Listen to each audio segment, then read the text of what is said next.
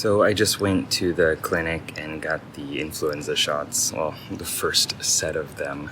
And, I was there with my daughter and my wife as well. And, as we were getting the shots, I got to thinking that, what it actually is it's injecting a little piece of the virus, a little bit of the virus into you so that your system knows how to adapt to it and interact with it appropriately. And it got me thinking that, I've done several different jobs in Japan that I didn't really like, that I felt were kind of against my morals. I had to, I worked for a headhunting, not like headhunting like you might be thinking, but a scouting company.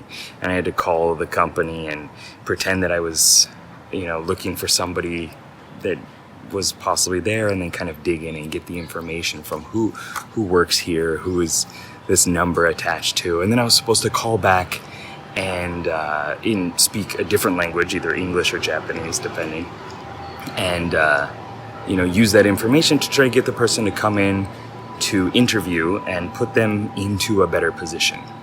And my intention with it was to give them a better job, to put them into a position where they could make more money and be happier. But I had to go through a bunch of hurdles that I really just did not like. They didn't feel good with my morals.